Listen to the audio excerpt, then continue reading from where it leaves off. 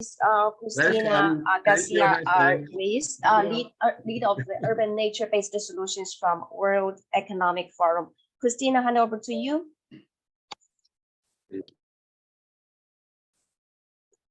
Thank you. Good morning, afternoon, everyone. I'm waiting for my colleagues to turn on their cameras.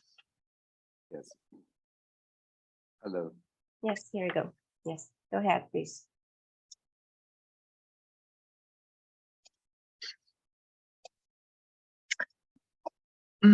Wait a second, I'm getting here.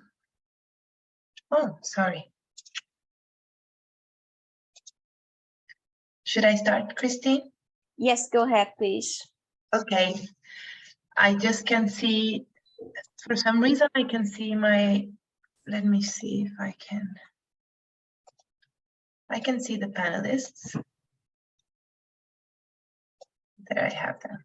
Okay, I have you all here. Okay, here we are. Good morning, afternoon, everyone. Thank you for joining us today. Sorry, I'm sure. So you want to share the panelists? I was going to share the screen to show my colleagues and fellow panelists, but we are all here with the cameras on, so it's okay. Thank you very much for joining us today. Very warm welcome to this session on scaling up nature-based solutions. We are here today in the 7th annual meeting of the Global Forum on Human Settlements. And as you know, and maybe we are repeating information, but it's good to know to the people that are just connecting that today and this year's topic of the Global Forum on Human Settlements is about working together for a shared, safer, and greener urban future. And we want to make emphasis today in resilience, carbon neutrality, and nature-positive transitions in cities. The Global Forum is co-organized by the World Meteorological Organization, the UN Conference on Trade and Development, UN Center for Regional Development, UN Commission for Africa, Stockholm Environment Institute, and the International Union for Conservation and Nature, and is run in collaboration with UN agencies from around the world, including UNEP, Finance Initiative, the World Economic Forum, World Wildlife Fund, Swedish Energy Agency, International Ocean Institute, C40, etc.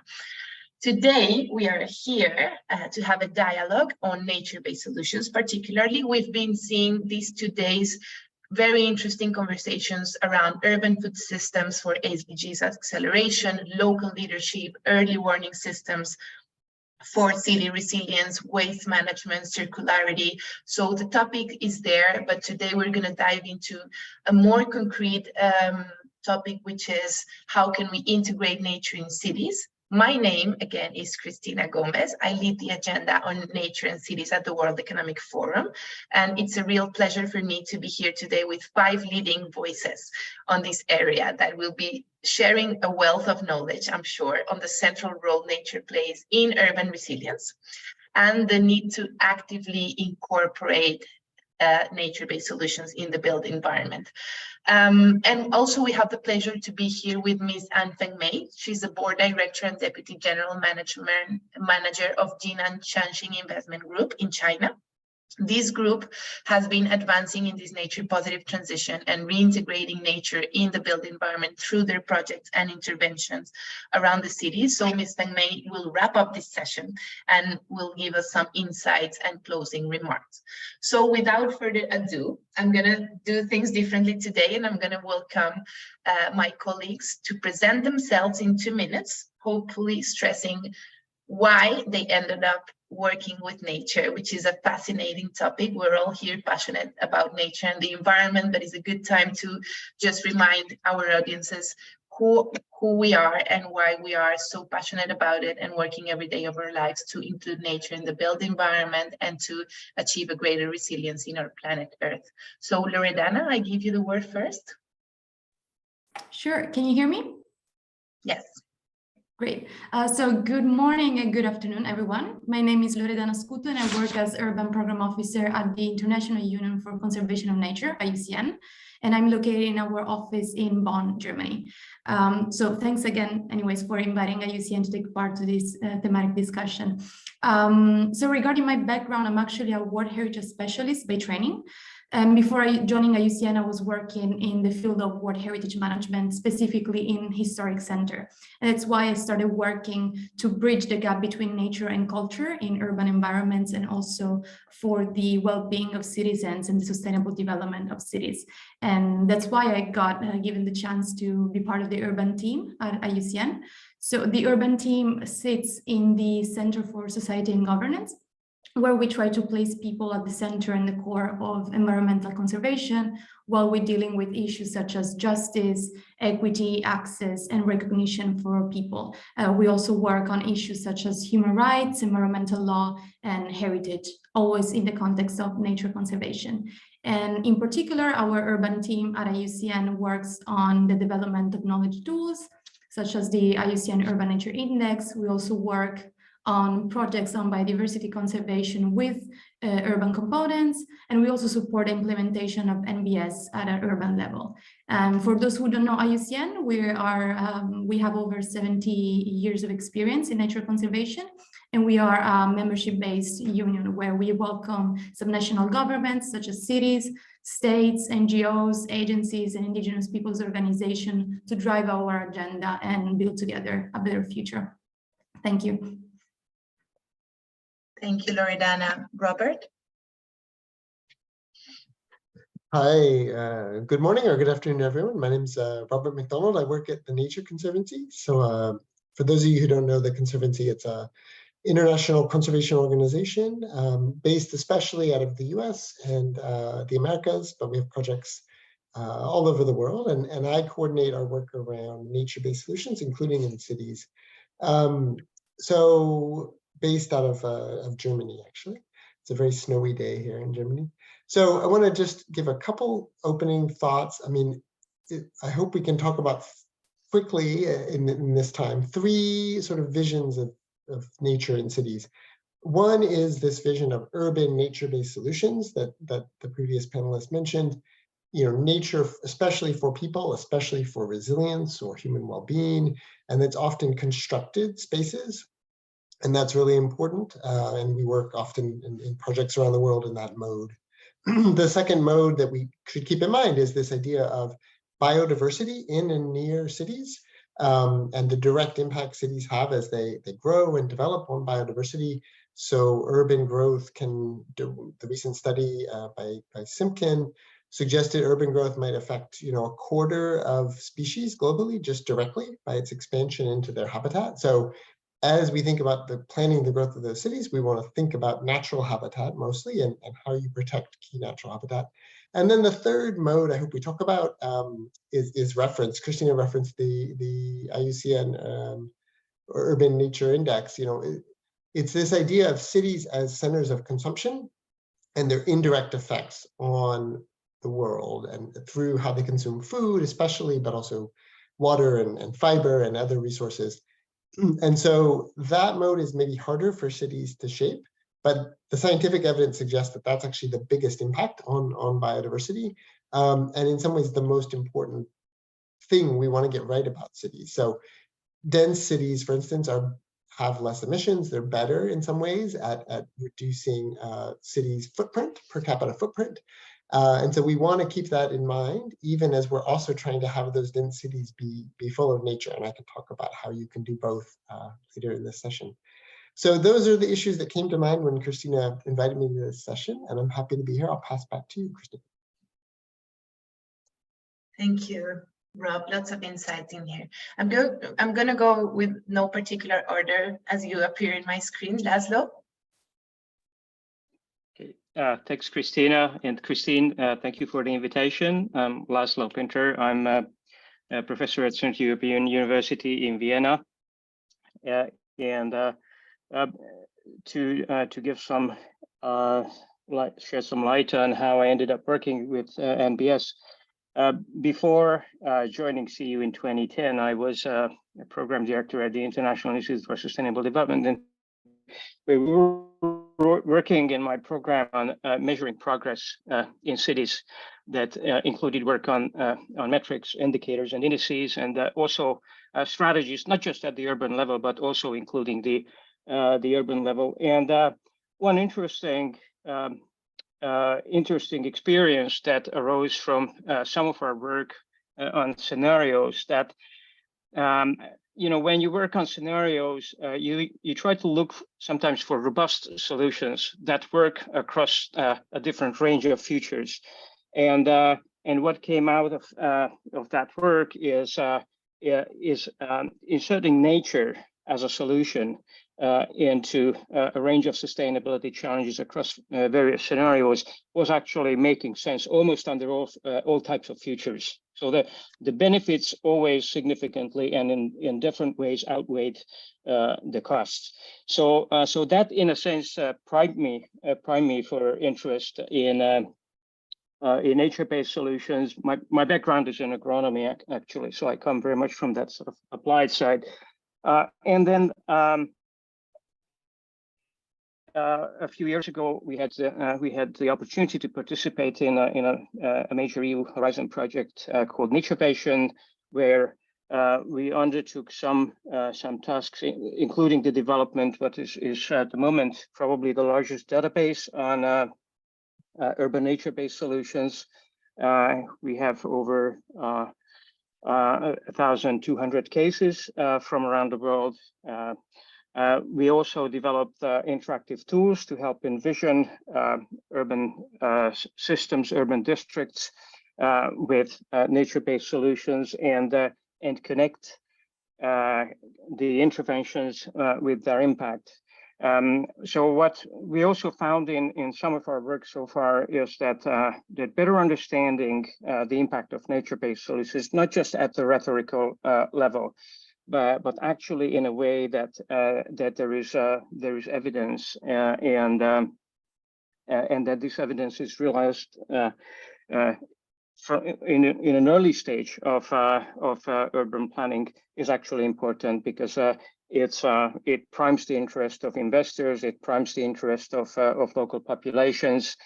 So creating better evidence, taking that into account in planning is something that we hope to work on. And so I'll say a few words about that later. Thank you. Wow, lots of experience to unfolding there, Laszlo. Thank you. Sachin, you're next. Hi everyone. I'm Sachin Boite. I started my career in urban design, in the master plan of cities, and cities that are driven by nature. And driven by nature because it as our previous speakers have alluded to, it made sense. Starting with the formulation of sustainable urban forms of urbanism, like compact development, mixed-use development, multimodal transport, and all of that good stuff that contributed to sustainable development. Nature was seen in urban design and master planning as a new partner in design. That's where I started. Where I am now is I'm the director of climate resilience at C40. And resilience for me means supporting cities tackle both the cause and the effects of climate change.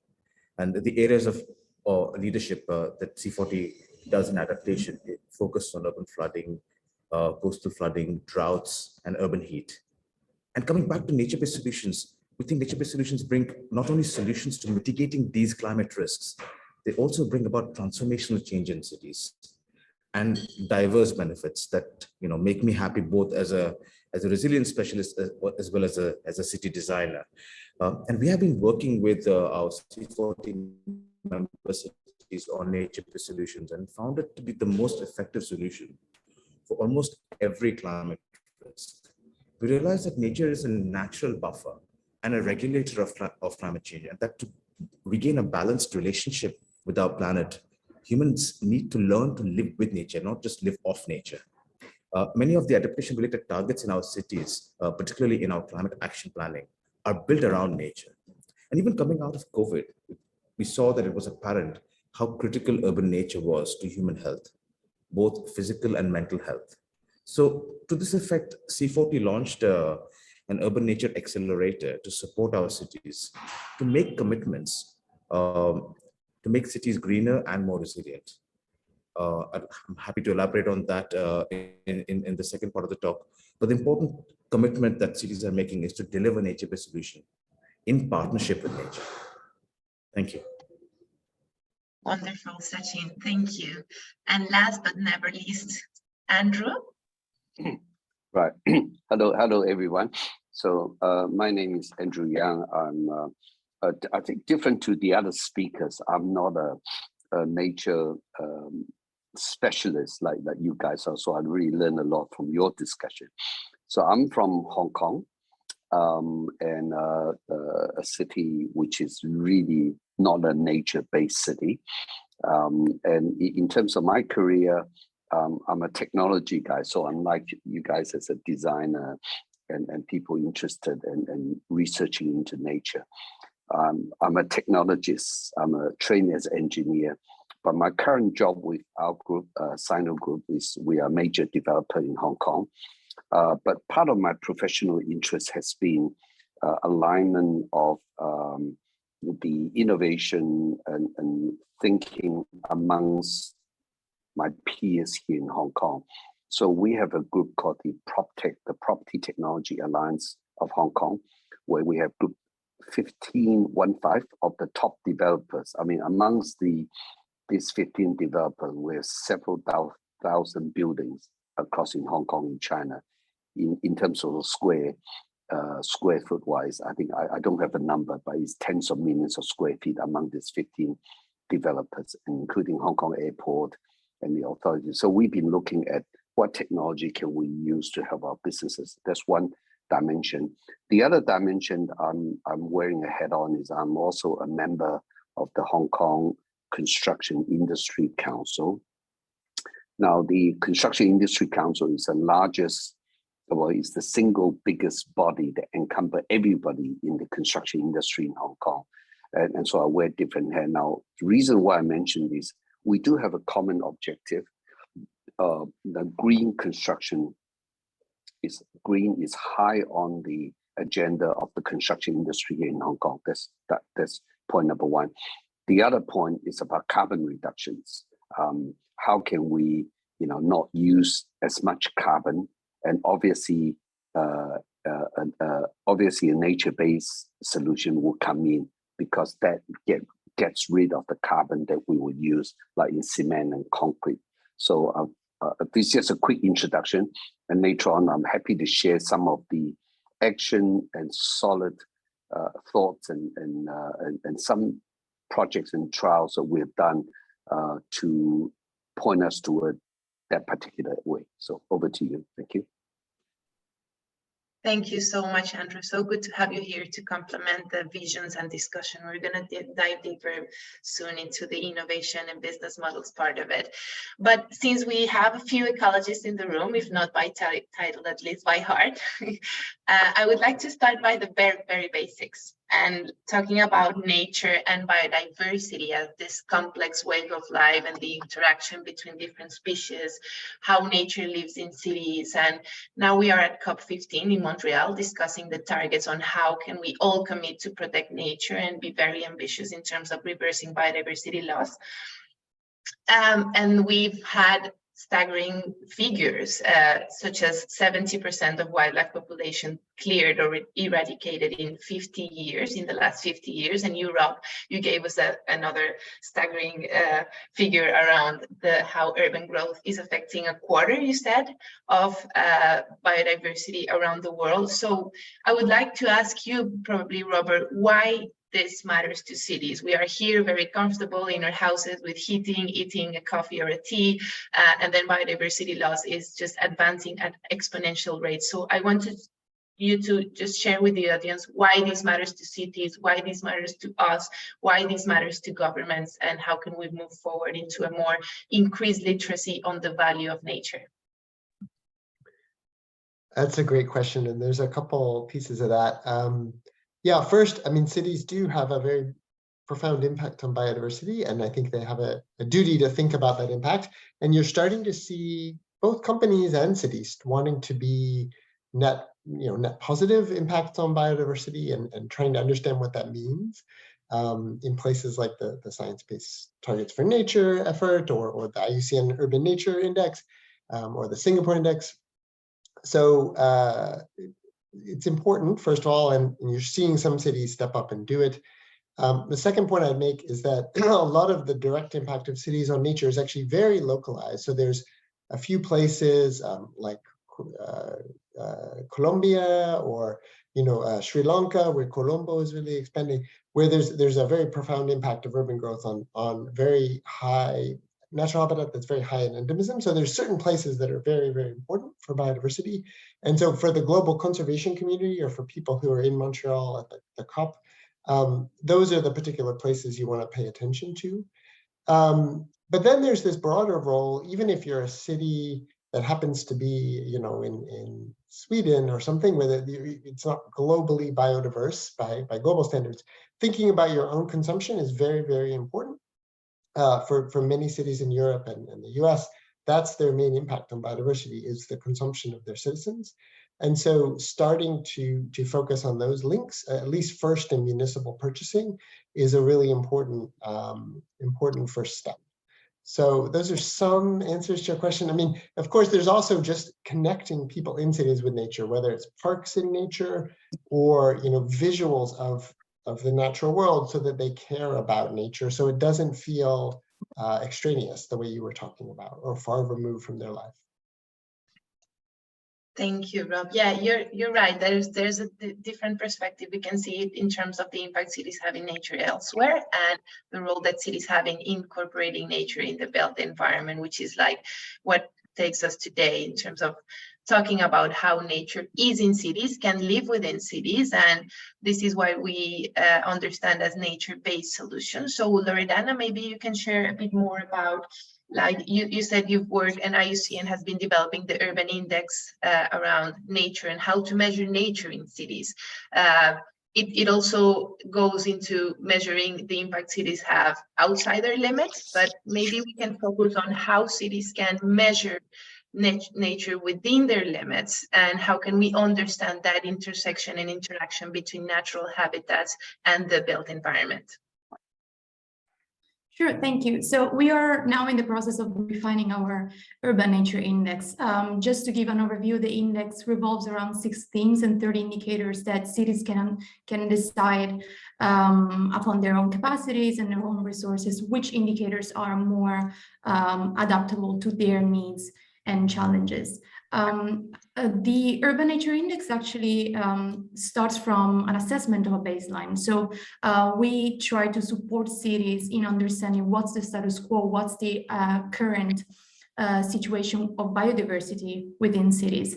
And we do that by analyzing different factors, as we already mentioned, consumption drivers such as waste or unsustainable diets. We also try to understand what are the levels of, for instance, noise pollution and light pollution within cities.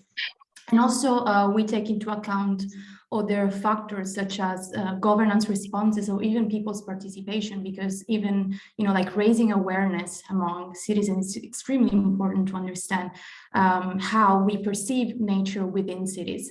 And by analyzing these indicators and by assessing our baseline in a specific city, we understand also to which extent our behavior as consumers and as citizens are affecting also peri-urban and rural areas, because sometimes we have no real understanding of how our behavior impacts other places. We think that what happens in cities stays within cities, which is actually not entirely true. We are extremely interconnected also with peri-urban environments and with also rural communities.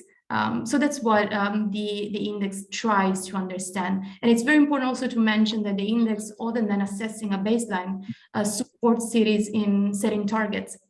So what a city wants to achieve in 1 or 3 years. And by monitoring this, we also support the city in understanding which nature-based solutions could be a good option to, like tackle specific issues that were raised during the assessment of the baseline. So I feel like the Urban Nature Index is also extremely connected with NBS. in the way that MBS are actually ways in which cities can reach specific targets and can, tackle specific issues that were, assessed and identified during the exercise of the Urban Nature Index. We are piloting the index right now among different cities, and we're always open to, welcome new cities to, also doing this self-assessment exercise to understand what are the main factors and challenges that are affecting the city and how urban biodiversity can be tackled in their municipalities.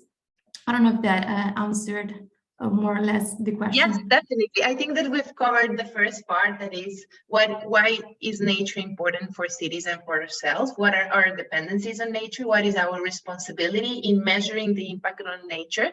But then also we can flip it in terms of nature as a solution to urban challenges, which is also a very important topic. And it has to do with we and the cities and mayors and city officials and leaders have different challenges in terms of providing infrastructure, providing education, providing health, very pressing urban challenges in a world that is urbanizing at a very fast pace. So this is where nature, not only we have a responsibility and an ethical responsibility to conserve nature because we depend on nature, but also if we incorporate nature and we conserve nature, nature can become a solution to lots of the problems that we humans also created. So maybe Laszlo, if you can expand a little bit of that, we can talk about the very concept of nature-based solutions. Why do we talk about nature as a solution, and how can we move forward in terms of bridging that gap between our responsibility to conserve nature and bringing nature as a solution to the problem that we humans created? Laszlo, or whoever wants to take it. Okay. Maybe thanks. Again, those are very good reflections. I think what we need to realize is that like in complex systems like cities, you never do just one thing. So one intervention always has multiple repercussions. And from the perspective of nature-based solutions, what I would focus on is that, and that's based on our study of a large number of cases, is that all nature-based solutions, their impact, their footprint, always covers a wide range of sustainability challenges. They might address water management issues or environmental quality problems, but they will always have some health and social justice related impacts. So their footprint and in terms of impact covers.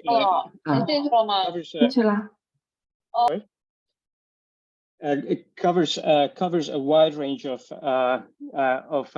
challenges, and this multiple impacts. It's important from the perspective of measurement because when you and I know the index covers multiple dimensions of nature-based solutions, but we have to make sure that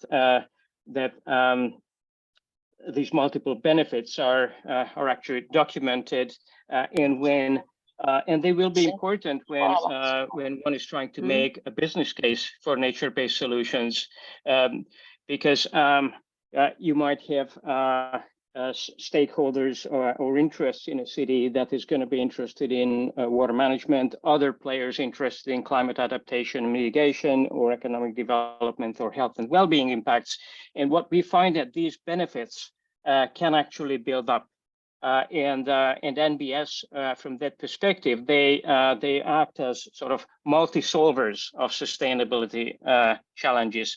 You don't just address one particular problem, but a more complex set of problems, and that's important from a very practical perspective of an investor. Like when you want to integrate MBS into a residential development or an airport facility, you have to take that system of benefits into account.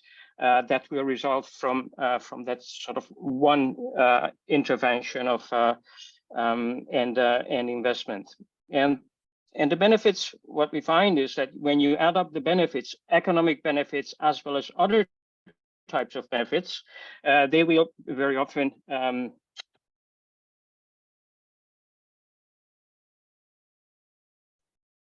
We lost you, Laszlo. Sorry. Now, better.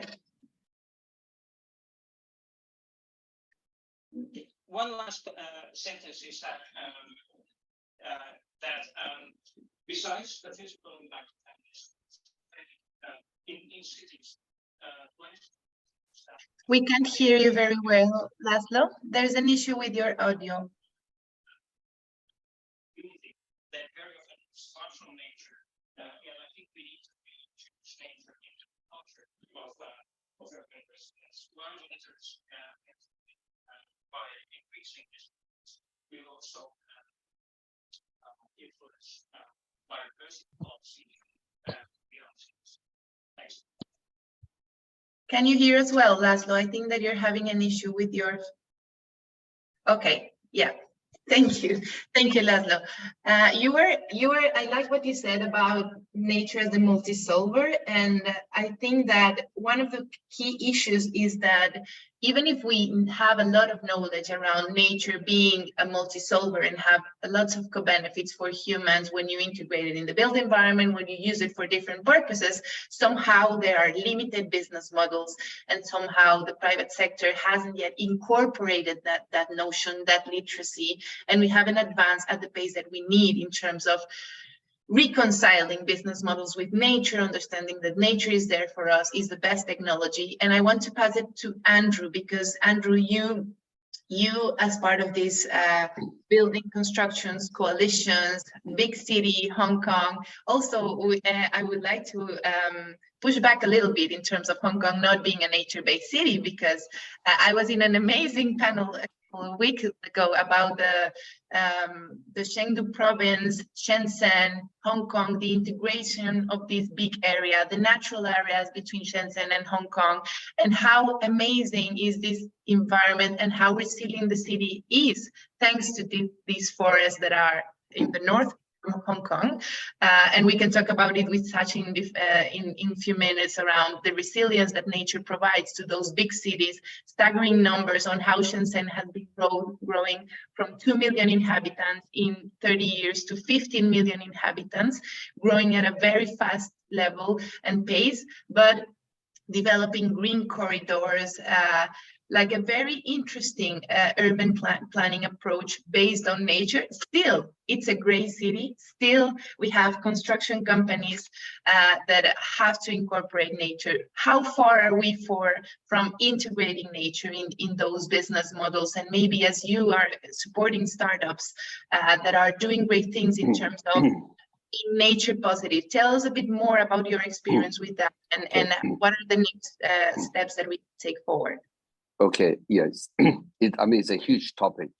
Unfortunately, I live in Hong Kong, where Hong Kong has about 70% of our land is country town. So we do have a lot of, despite people not think Hong Kong as a city with nature, where 70% is classified as country town, and we can't build on it. But somebody's sharing something. But for us in Hong Kong, we live in 30% of the land that's available. Now, the problem I think we have, actually, I think what's sharing on the screen is not Hong Kong. So don't relay what I'm speaking to this. Christine, can you help us to drop this back so we can see Andrew? I don't know who's sharing this screen.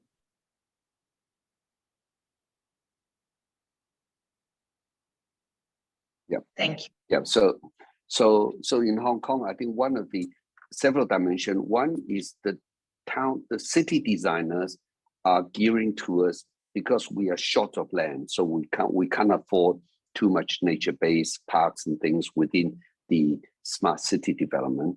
I think that's our biggest challenge. So one of the things that we have been doing in this concrete jungle is incorporate more green solutions inside the building. So for example, we have green farms in buildings, so to encourage occupants to go out and do in-building farming as part of their work activities.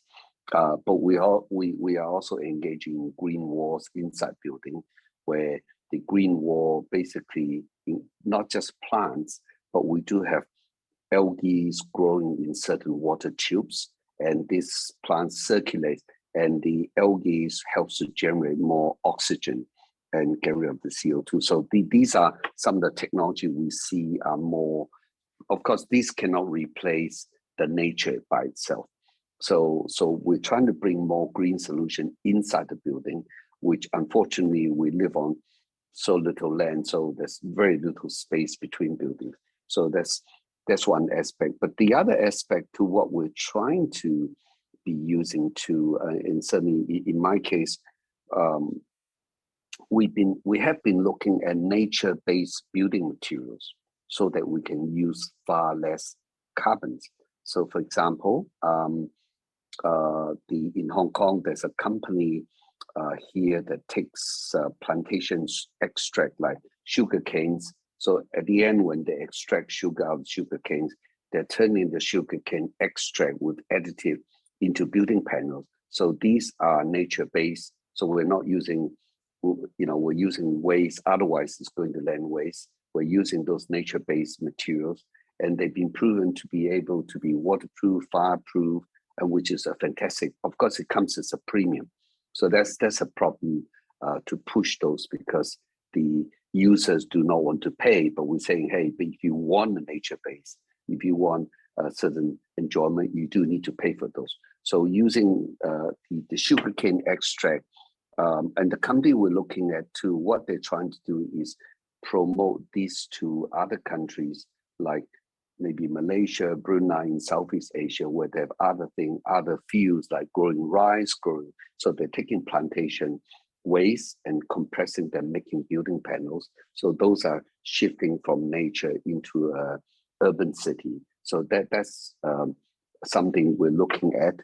There's also been discussion of using timber, which is more nature, but using timber for high rise. I think in Singapore yesterday, I was at a talk where there was a discussion of one of the university, I think it's NUS or what, I think maybe NUS or NTS in Singapore, where they're building a huge campus building, which is, from memory, is about 50,000 square meter, but it's 6 or 7 level tall, all timber, in tropical countries like Singapore.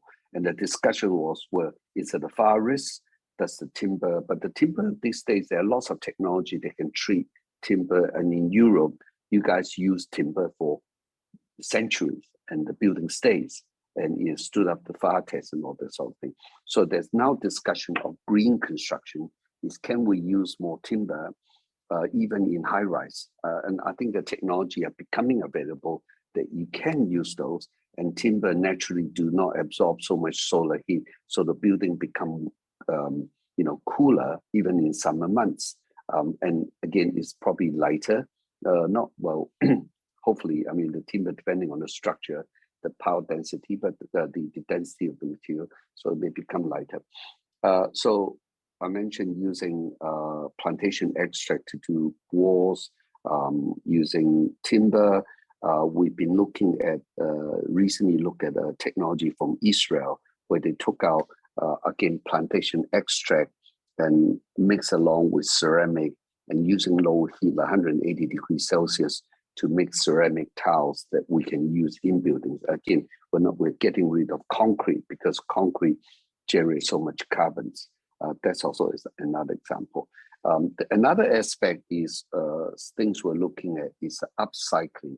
So one of my pet projects right now is we're promoting this startup that we're taking waste plastics in Hong Kong, because we can't get rid of plastic.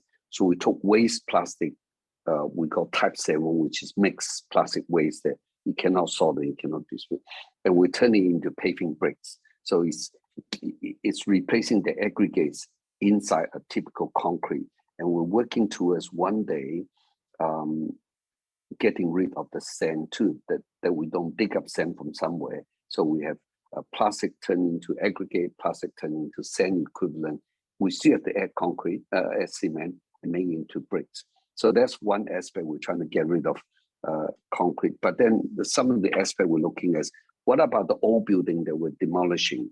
We're taking these old building materials, upcycling back into adding cement and into concrete. Again, we can't get rid of concrete cement as yet, but it's also one aspect of green construction, which is not exactly nature-based, but we are not putting more burden to nature by dumping them into nature. So it's one way of upcycling. So I guess, in summary, I'm sharing aspects of using green materials that are built from nature.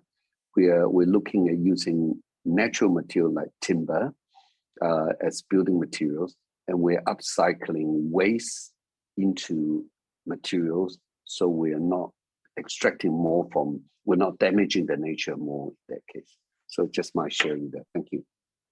Thank you, Andrew. You're introducing two big things here: nature-based materials, which is a very important topic, and the transition of the construction companies in terms of replacing materials towards nature-based and circularity models. And another thing is nature positive, which is, as you say, is not doing harm or not making further harm to nature and to biodiversity, which is another important approach. But coming back to nature-based solutions, so nature as a solution, bringing nature to the built environment. I'm gonna turn it over to Sachin because we've had devastating news this year on the floods in Pakistan, the heat waves all around Europe. Now it's about cold in here in Geneva, based in Geneva. But anyway, in very different contexts, deaths, environmental losses, economic losses, billions of dollars, infrastructure that has been affected. You are an expert in resilience. So tell us a bit more about this relation between nature, the role that nature plays in city resilience and in cities to be able to overcome and prevent those environmental harms and hazards and shocks that are increasingly frequent because of human-made conditions around the planet Earth. Thank you, Christina. And as I mentioned earlier, we really look at nature as a buffer to be able to protect as the first line of defense, to protect urban development, to protect people. And specifically, I think we've seen that in our cities, nature-based solutions have been shown to provide the most value in terms of making cities resilient. So, for example, let's start with heat. Temperatures are rising globally, but those temperatures are seeing the highest impact on people in cities due to urban heat island effect, and hence cooling of cities is important, both from the point of view of increasing shade, but also including increasing evapotranspiration. And for both these aspects, nature can play a key role, so that rising temperatures that directly impact humans and buildings and infrastructure can be avoided. And simultaneously, on the other side, they're thinking about mitigation. This would also avoid pumping more energy-intensive active cooling like air conditioning that is seen particularly in cities in tropical climates. So nature can play both a role in, as I mentioned before, tackling the effects of climate change, but also help reduce or contribute to reducing the cause of climate change. Then we move on to flooding. Urban nature-based solutions have a potential to mitigate and control flooding through water retention, through repurposing of parks into retention ponds to slow down the flow of water. And in extreme circumstances, we even see nature-based solutions buffering cities from hurricanes and typhoons and other storms, because these we've seen them strengthening due to the warming climate, and we've seen the role mangroves can play in really buffering the impact of hurricanes and typhoons. So this is one of the reasons why we've seen cities are able to use or look to nature as a solution to mitigate climate risks. Thank you, Sachin. And it's very interesting because cities are increasing their urban tree cover. Cities are working on that. But maybe, Rob, you can tell us a bit more from your experience. There's something that we've been discussed in the past around the beautifying kind of prospect of city officials. Like, let's bring more trees into the city, let's make green parks, green areas. But when we talk about nature-based solutions, one of the key issues is that they are there to protect biodiversity also, and to help to reduce biodiversity loss and to increase biodiversity quality and ecosystem quality. We have to bridge that distance between just speaking about nature and greening areas and speaking about biodiversity and the health of ecosystems.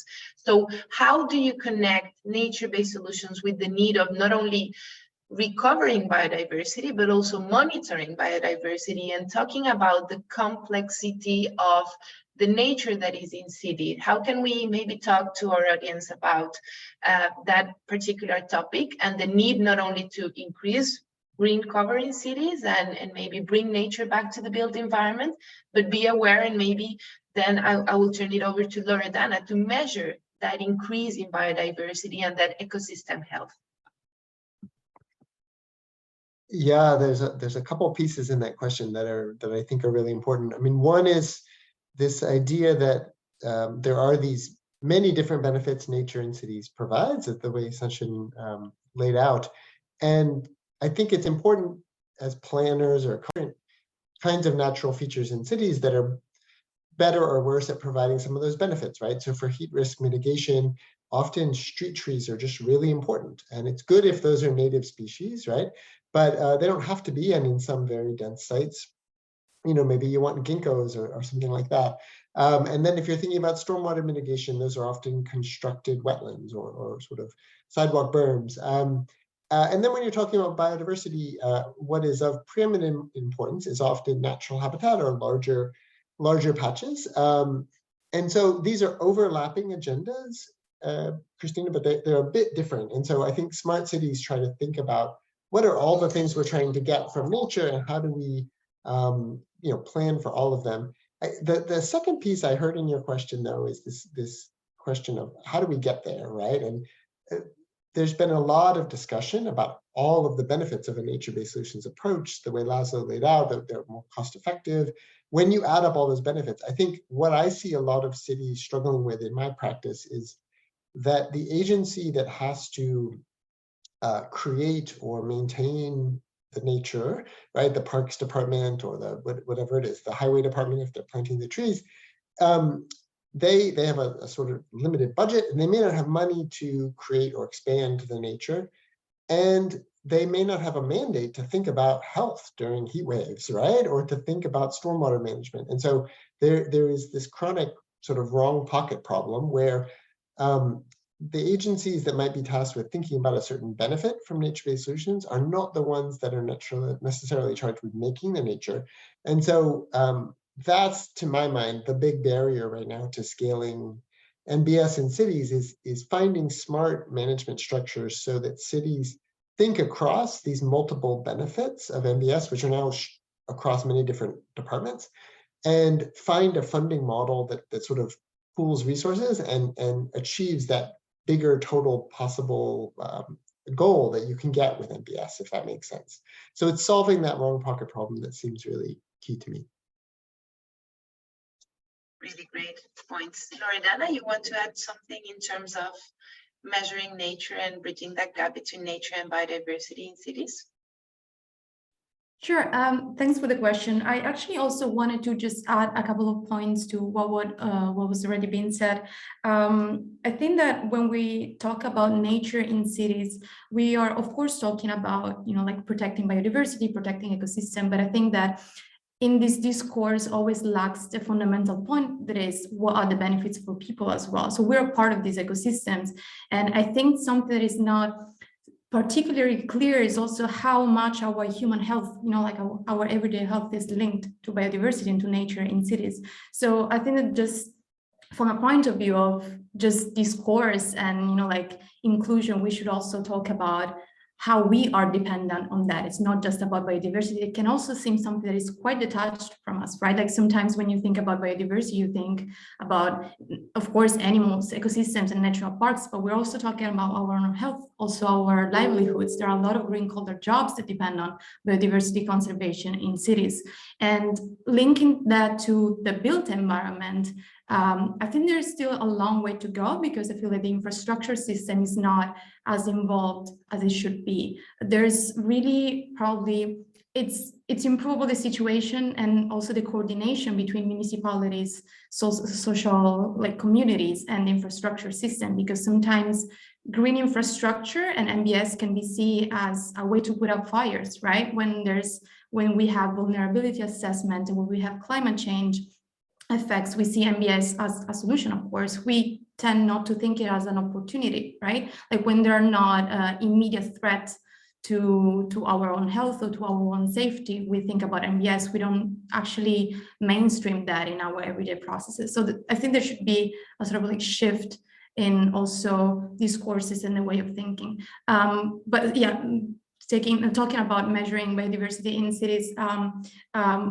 also apologies if I'm always referring to the Urban Nature Index by IUCN, but it's what I'm mainly working on. We try to support cities in understanding also which fields and also which parts of biodiversity in their own municipalities can be assessed. Sometimes one of the main barriers to also implement NBS is the lack of data and resources. Sometimes municipalities just don't have enough capacity to, assess what's going on within their boundaries when it comes to biodiversity, habitats, and species.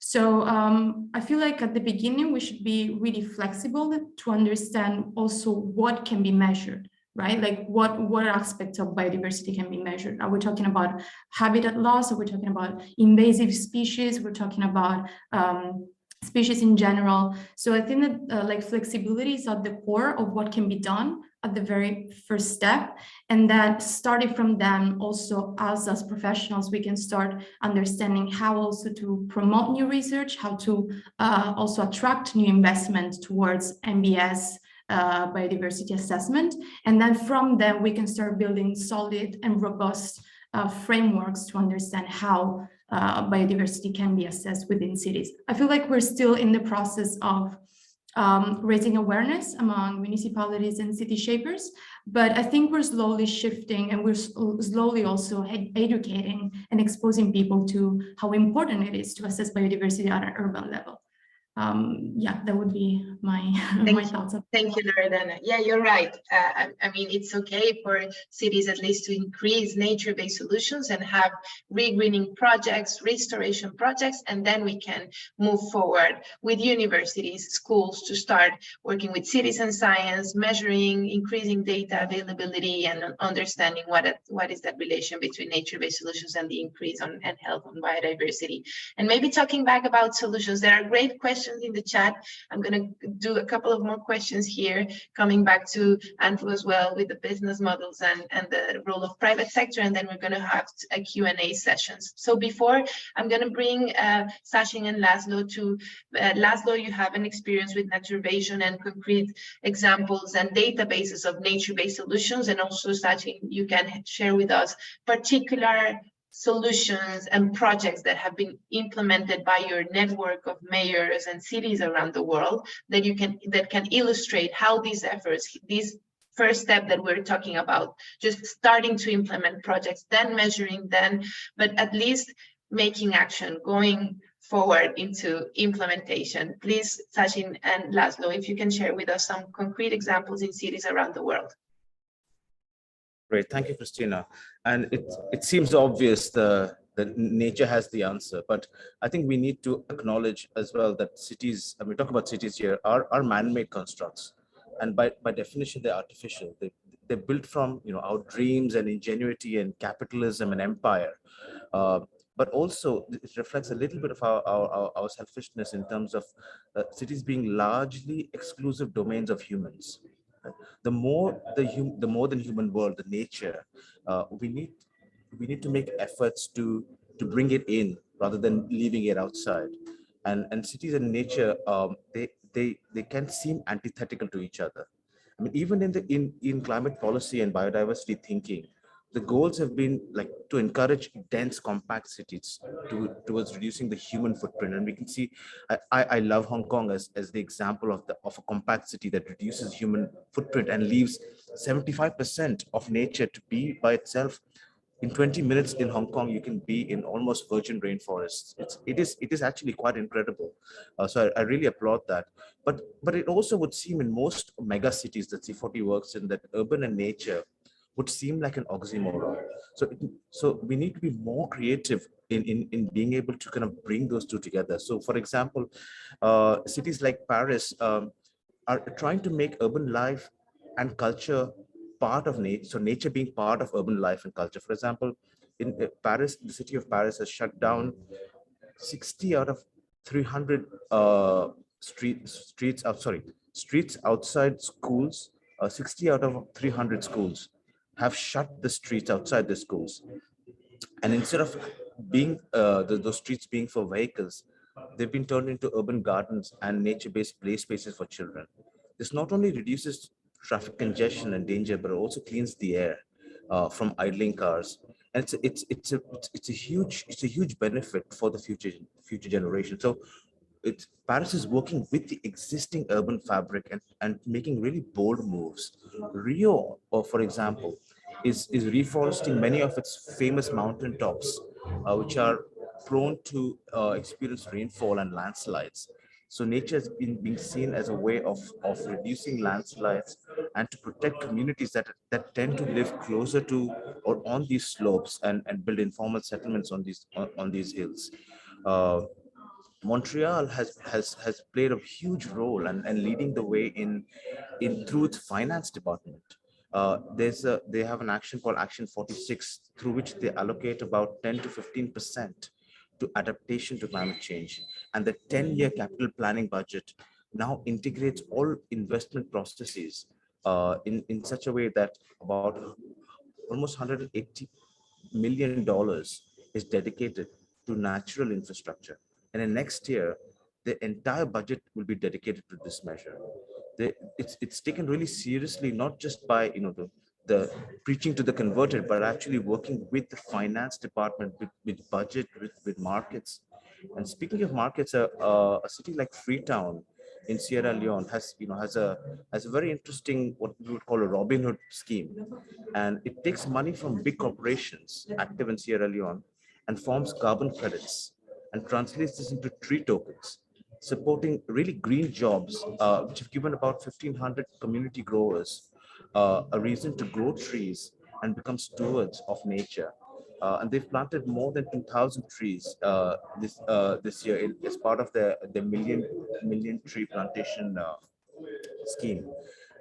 And this allows for community leaders and youth to become climate ambassadors in this program, and also delivers green jobs and livelihoods, and a shift away from destructive sand mining, for example, and moving into oyster farming and planting mangroves. So this is all working with the urban fabric, working with the reality and the antithesis between urban and nature. And I think that's really important to acknowledge and then to solve, rather than assuming that the green transition is coming our way and we just have to open the door for it. Thank you, Sachi. Great examples. Laszlo, you want to share some examples from the Naturalization Network? Yeah, sure. I mean, as you might imagine, we are not exactly short of examples from the Urban Nature Atlas. I'll put the link in the chat. So when I prepared for the session, I picked two examples, and I very briefly mention them. One, for instance, is from Germany in Hamburg, where they focused on renaturing in an urban space to open green city areas and create leisure areas, improving rainwater retention, increasing biodiversity, improving climate change. Again, I'm back at the idea of multi-solving problems. So there's a collection of issues that let's say that particular project recognizes. But these are not. Sometimes what we hear is that, well, this is in a sense is a luxury, that that nature-based solutions are costly and they are affordable in cities like Montreal and so on. This, as Sachin mentioned, but in reality and in our work, we try to very explicitly focus on cases from developing countries. In collaborative work with the British Academy, and the other example I picked was from Indora in India. Taru Leading Edge, a prominent Indian organization, has been working on addressing lake restoration and with benefits that are clearly sort of biodiversity benefits, in increasing or preserving biodiversity and local species, but at the same time also contributing to water quality improvement and then the social sort of types of SDGs in making better access to higher quality drinking water, improving microclimatic conditions, and so on. So we could go on and mention many of these examples. What I think is important is that in any given context, there's going to be a slightly different assembly of nature-based solutions that will make sense. And that depends on a number of things: the structure of the city, the history, the biophysical aspects, the cultural, the governance, the political aspects. And what I think is important is to make sure that there are thought processes initiated by different actors. It could be the business community, it could be local government, it could be local organizations who go through this diagnosis of what the problems are in this place. What is the out of the library of solutions that include nature-based solutions? What are the ones that are a best fit for this assembly of problems? And then move on to thinking about implementation in a serious way. So it was said before that in some ways we are still at an early stage, and I think it's important to really think beyond research. So we have to mainstream these solutions into routine business planning, into routine urban design. These are not just research projects, not just pilot projects. Go beyond the pilot. Look at this as a across the board sort of systemic change happening in different contexts, but and solutions vary from place to place. But they all rely on the same principles and select solutions from the existing already significant library of examples. Great, Laszlo. You're arriving to the very core of this session, which is scaling up nature-based solutions. And there's a lot of things out there, a lot of reports. I'm meeting with city officials very often, and they're saying, I'm receiving diagnostics, white papers, millions of reports, repositories of hundreds of solutions. Please tell me what is the solution, and also give me the money, right? So it's not only about mainstreaming, it's also about prototyping, as you say. Like, there's different contexts, but we have to understand what are the tried and tested solutions to very particular challenges that are shared around the world. Some of those solutions are mainly of cities with a particular typology, old cities, compact cities, but let's talk about the most rapidly urbanizing cities in the world: Latin America, Africa, Asia, where 90% of new urban inhabitants will arrive in the next 10 years, right? These are cities that don't have time to plan. They're growing super fast, and they are against impacting the most biodiversity areas most biodiverse areas in the world. Those cities are located in the pantropics, so there's a challenge in there. We need to understand how cities are growing. How can we prevent those cities to grow in a non-responsible way towards nature and towards society, echoing Loredana's point. But also we need the private sector to be ready to implement things from the pre-procurement and early stages, right? So Andrew, what are your thoughts in terms of preparing the private sector for that, preparing and increasing public-private cooperation, and allowing those nature-based solutions to become the default selection and choice for companies that are investing in urban development? Right.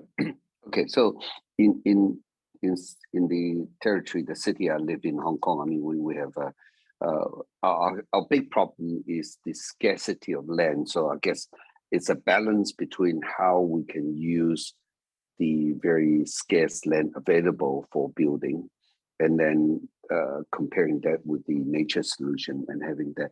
Now, in Hong Kong, I think in large part of China, the notion of a green finance scheme is coming true. So the green finance scheme is such that, especially now the interest rate is high, the green finance scheme become quite attractive. It is designed to encourage more using green construction and other things, but I think it also applies to green's nature-based solutions. It encourages the private sector to use the green finance as a means of getting their financing, but the interest rate, because if they deliver certain indicator, the interest rate is usually 2 or 3 basis points lower than the commercial rate. So that is an incentive for the developer to the private sector to engage into those. I think that is something in our part of the world. The green finance is getting hot, but I think it also needs to really have alignment with government policy about the certain I guess KPI, because developer work towards KPI. That comes, the other part of it is that if the government is willing to relax certain plot ratios or certain restrictions, that would give the impetus to encourage the private sector to do more green nature-based solutions. So they're saying, if you build more nature-based on the base platform, we allow you to build a couple level higher or give you more plot ratio. In that case, it becomes a kind of balanced solutions for the developer. I think commercial sector is worried about returns and worried about financing, but I think green finance and certain government policy incentive makes sense. I mean, if I use the example, not exactly applicable to nature-based, in Hong Kong, we've been promoting electric vehicle driving. But one of our problems in Hong Kong is there's not enough car parks. That is because we live in high rises, so we don't have garage that you can charge the car. So one of the incentives the government put out is saying, when we build a new building, if we electrify all car parks, the car parks that we build, that car park that we build is off the plot ratio, which means we can build more car parks. The more we can build, the government just say, okay, you can, they relax the plot ratio. That means now all the new development have electrified car parks. I mean, but car park go underneath, so it doesn't impede on the ground. But that's an example of how the government can use policy incentive that does not impede upon other factors, but to provide a solution. So I think some kind of government policy relaxation or incentive would work in compact city like Hong Kong, where we just don't have the luxuries of the land available. Those are great examples around incentives, Andrew. And if you ask me, I'm pro public transport, less car parks, less vehicles, more public transport and active mobility. Yes, true. So I'm going to turn it over to those questions that are great questions in the chat. And one of them is about how a city as Hong Kong, I like that we're having Hong Kong at the very center. We need another session to this message to the organizers of the Global Forum of human settlements. We need a session on Hong Kong and nature-based solutions for Hong Kong. But this is a question on how nature-based solutions are designed in a city like Hong Kong. The question is about if there's mainly vertical solutions, what kind of solutions can be implemented. And I know that Robert has been working a lot in this interaction between green cities and very dense cities. So Robert, I'll give you the floor. Yeah, I wanted to respond a bit to Session, your comment about this potential tension, right, between density and greenness. And we, a group of us have been working on this interesting review of a large sample of cities globally. And so the first, there is on average this trade-off, right, in terms of tree cover especially, but also in terms of % open space, where denser urban metro areas globally do tend to have less nature, even though they have these other benefits, right, of in general, all else being equal, it's a big statement, having less energy use, etc. But you know, there's some good news there. First is that there is no real relationship between density and accessible public green space, so parks. And so there are quite dense cities that have parks that people can get to within a 15-minute walk or a 30-minute walk. There's also, when you drill in, specific neighborhoods that we're calling bright spots that are both dense and green. And so one of the things this group was trying to do was, these were sort of urban architects and landscape planners, and trying to understand, well, how did they get that way? And that there are sort of two broad pathways. I mean, one is the example that maybe Singapore is best known for, right, of having density, so green roofs, green facades, and you see a lot of use of these techniques now. So sort of sharing space between people and nature.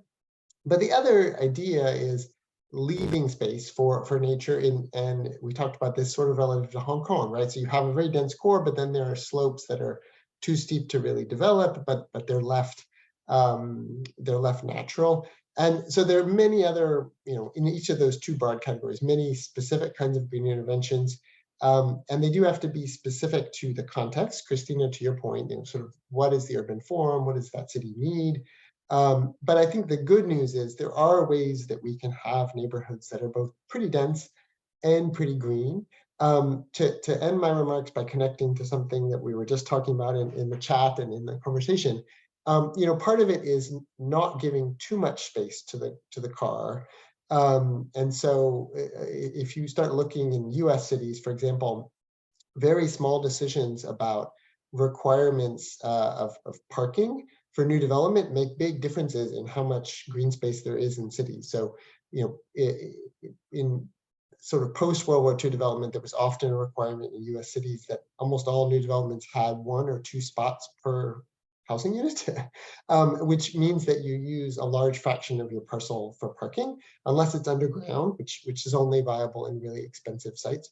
And so you're starting to see cities relaxing that, and they're returning in a way to an earlier standard. And when you relax that, you get less parking spots, and you actually tend to get less, more green space, lawns or trees on parcels. So it's little changes like that can make a big difference. To connect back to something Andrew was saying, you know, some US cities have been playing around with this idea of, well, exactly what you said, Andrew, letting building developers build a floor or 2 taller if they build a green roof, and that really incentivizes building green roofs.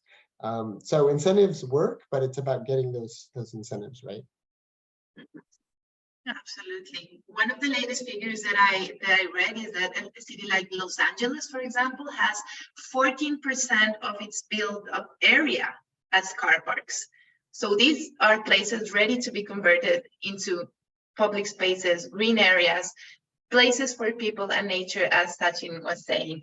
There's another question around city index, the green city index, the global city index, and how do you benchmark or how do you assess different cities around the world? So I'm going to turn it over to Loredana. The particular question is, will different cities will have different green index and different assessment benchmarks? You were talking about the need for having a baseline. How can you reconcile these different contexts and have an index that works for all?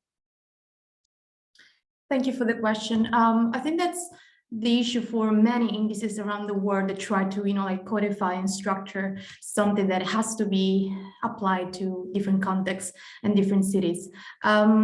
We at IUCN are trying to overcome this challenge by making the Urban Nature Index really flexible.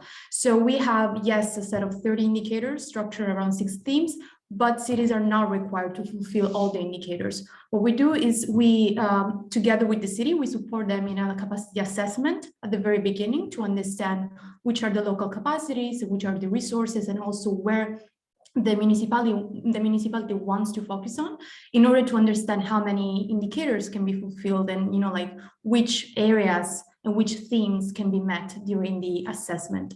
So of course, the index will have a different scoring and a different application based on the place where it's been applied. But the fact that it's this flexible and the fact that we do not require all cities to have to meet all the indicators can also be something that is useful for the city.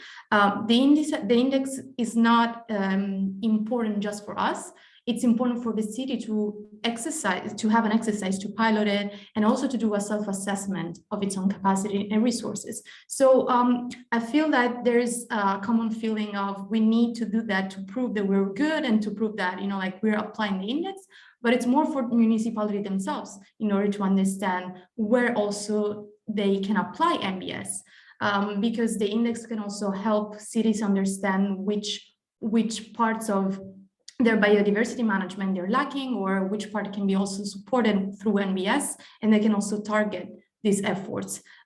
Sometimes we have cities that just, like depending on the opportunity, they apply NBS, which I have to remind, it's an umbrella term for a lot of different activities and a lot of different actions. But with this index, with this self-assessment and with this exercise, they can actually understand where to target NBS. So to respond to this question, of course, it is in different continents, in different worlds, and with different capacities, will have a different scoring, and will have a different assessment. But then again, it's it's for the municipality itself to understand where they are and what can be improved within their territories. Great, thank you, Loredana, very clear. Sachin, you're a master planner, and you work in urban design. One of the questions here is about a very good question about the different crises that cities are having. Housing is one of them, migration. Again, we're coming back to the normal basic urban challenges, providing basic services to human needs. And you're an expert also in resilience, how when you design a city, you make sure that through nature-based solutions, you can also maybe overcoming the challenges of affordable housing or shortage of housing. What is the role of nature in providing spaces for living and also providing spaces for health, human health, including mental health? I think it's a really difficult question because, as I mentioned, I think it could be seen as an antithesis, but I think it's worth asking. It's also an existential question for urban designers and urban planners. I think we have to recognize that cities over the last 150 years have been designed for the automobile. The first lines that an urban planner, urban designer draws when they design cities are big arterial roads and road junctions and I think we need to reverse that trend. We know that there's need for new cities. We need thinking about how to reverse that trend, how to have those first impressions, the first thinking about nature as a client as well as a partner. How do we start with nature? And similarly, I think we also know that cities need retrofitting, and as I mentioned, Paris is a great example where and so is Barcelona. Barcelona has is developing a scheme around super blocks where they've committed to change 35% of their streets into walkable green parks, and this is a big change. This is what designing and retrofitting cities looks like with nature, without reducing the density of the city, replacing streets, which in Barcelona would probably take up 30% of land. And as our friend from Hong Kong pointed out, I mean, the availability of land is the biggest challenge, and both nature and affordable housing are seen to be fighting for it. But I think at the moment, to me, the winner in this at the moment is cars and car parks. So I think there needs to be a huge movement to reclaim that for nature and for people, and then that will also create the right ground for a more compact development, higher densities, where nature is can be accessed not in 15 minutes, in 5 minutes, if we had, you know, substantial amount of our streets converted to parks. And this is what I'd love to see cities committing to this increase, and this is why C40 has a nature accelerator where we're encouraging cities to commit to increasing the amount of accessible, high quality green spaces in existing cities by retrofitting the infrastructure to nature-based solutions and parks and green infrastructure, and still being able to retain a higher level of intensity, higher level of vibrancy, higher level of density, so that you are not only have affordable housing but also high quality housing.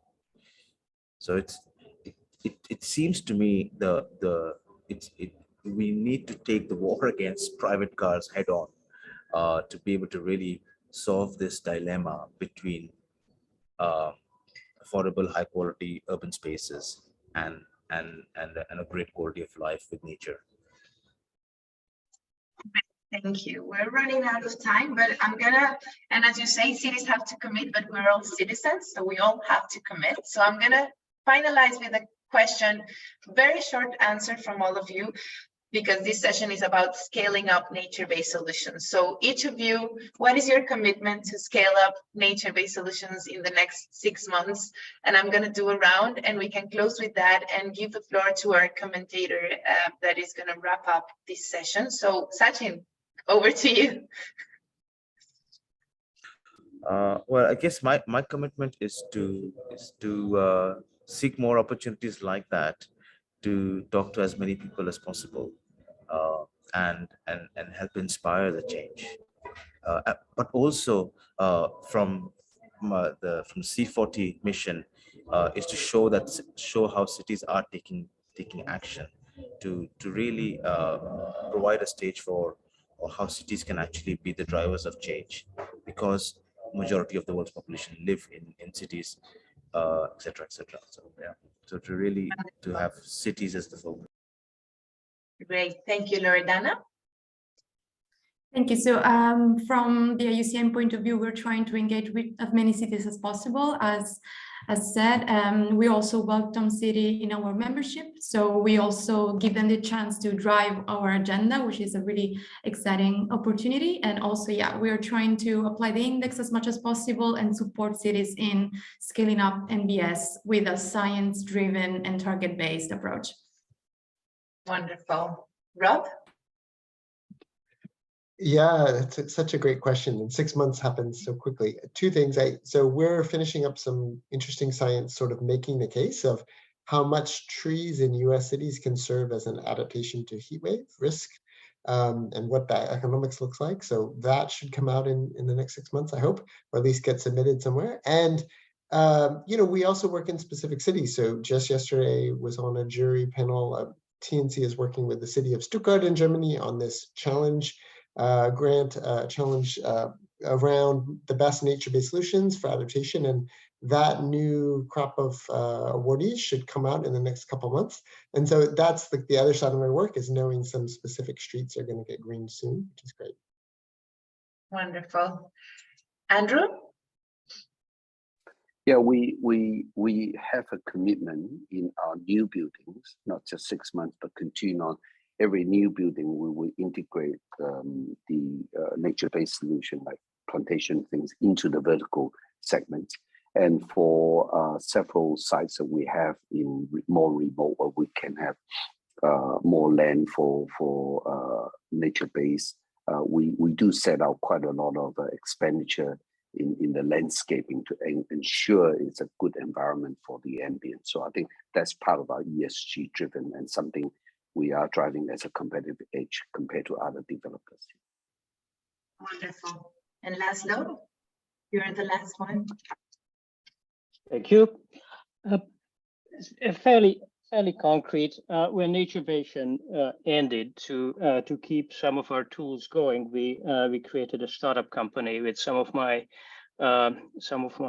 students, and we focused on further developing and maintaining two tools. One I already mentioned, the Urban Nature Atlas. So we are just starting a collaboration with the Asia Europe Foundation in Singapore to enrich the Southeast Asian component of the atlas with cases from the region, and we also developed another pilot tool, the Urban Nature Explorer, that is designed for the early envisioning and scenario building process in any urban setting to help stakeholders look at their region, think about the challenges, think about the nature-based solutions that would help them, and assess their impacts and costs before they actually go into more technical planning. So we focused on these two tools and try to make them more practically useful. Thank you, Laszlo. And last, I'm Christina. I work at the World Economic Forum again. I lead the agenda on cities and nature. I want to thank all of you. I also have a commitment. I have a personal commitment, but a professional commitment is, as you may know, and I'm going to share here the link. Our most recent report on biodiversity is by 2030, which is our vision on cities living in harmony with nature, shows that only 0.3% of global investment in infrastructure goes to nature-based solutions. So our commitment is to increase that share and to speed up the transition towards nature-positive cities. And lots of personal commitments, but I'm going to turn it over to Ms. An Feng Mei. She's a board director and deputy general manager of Jinan Jiangxing Investment Group in China. Mrs. Feng Mei, please, I'll give you the floor.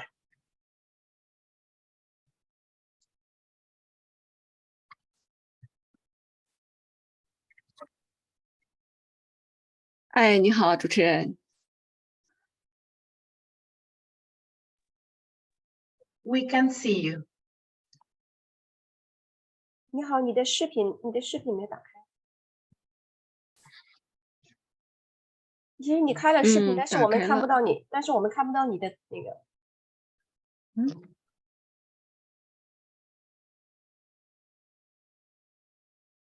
没有头像，或者是看不到你的人。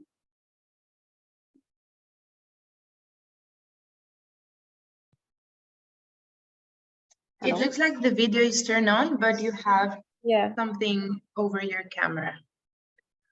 你的那个视频上是不是有遮住什么东西？就是看不到人。就是你的那个视频已经开了。啊，其实没关系了，您讲吧。那我这样，啊，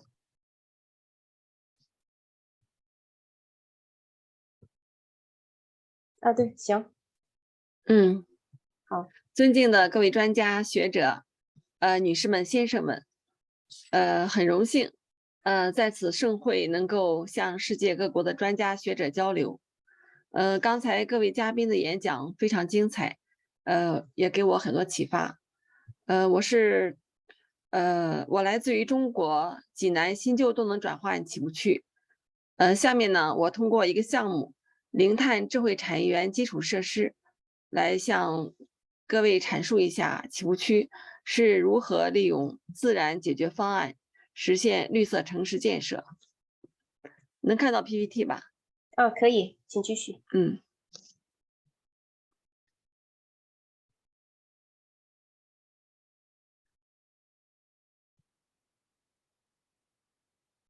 济南新旧动能转换起步区是是位于中国黄河流域中心城市，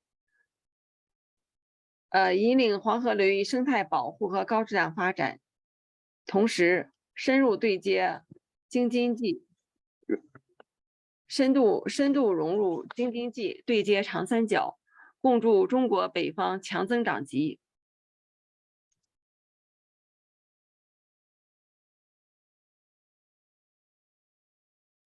2021年4月，国务院批复济南新旧动能转换起步区建设实施方案，这标志着济南新旧动能转换起步区正式设立。这将建设成为黄河流域生态保护和高质量发展新示范，山东新旧动能转换综合实验区新引擎，高水平开放合作新平台，绿色智慧宜居新城区。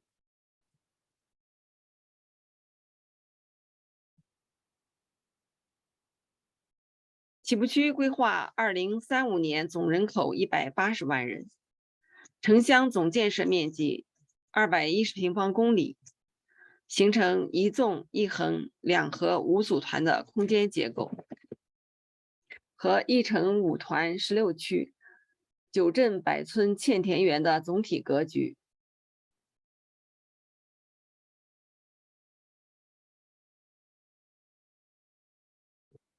零碳智慧产业园基础设施是位于起步区庙廊片区国际标准地招商产业园，总用地2.57公顷，总建筑面积7.2万平米。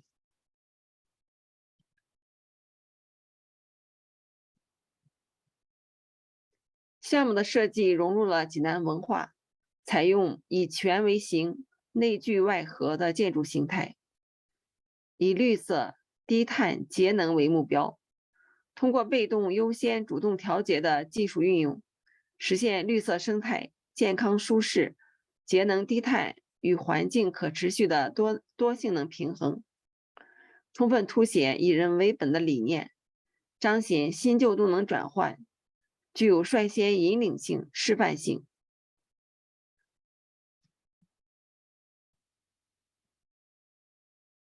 建筑采用全钢结构形式，融合了低碳建材、新型保温防水材料、低散异型材料、BIPV 体系、多能互补可再生能源供应系统、地道风和水喷雾集成降温系统、海绵型绿地和节水系统、室内高固碳植物种植、地下空间采光改善技术、智慧感知和智慧管理系统、碳排放监测平台等内容，最终实现了建筑零碳运行，为中国双碳目标提供借鉴。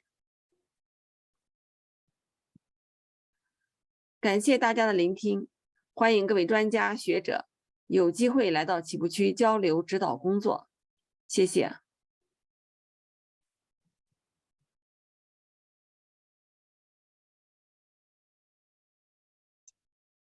Thanks for that. With that, we end up this session. Christine, over to you. Thank you. Thank you, Christina. Well, a very interesting discussion and sharing from our panelists. Thank you very much, Christina, for leading the session, and to our panelists for stressing the urgency and importance of integrating nature into cities and moving towards nature and positive economy in cities. Well, the slogan, our world city state is better city, better life. If nature remains a missing part, there's no point advocating and making better cities or have better life. So thank you once again. I think this session is a good start, and we hope to hear more from our panelists, from Christina after the forum. Well, now we will have half an hour break. Right after the break, we'll have the closing session where our session moderators will give a brief report or summary of the sessions and to provide some policy recommendation and guidance moving forward. And then an award ceremony to honor sustainable development practices and innovations. So please stay connected and just see you in half an hour.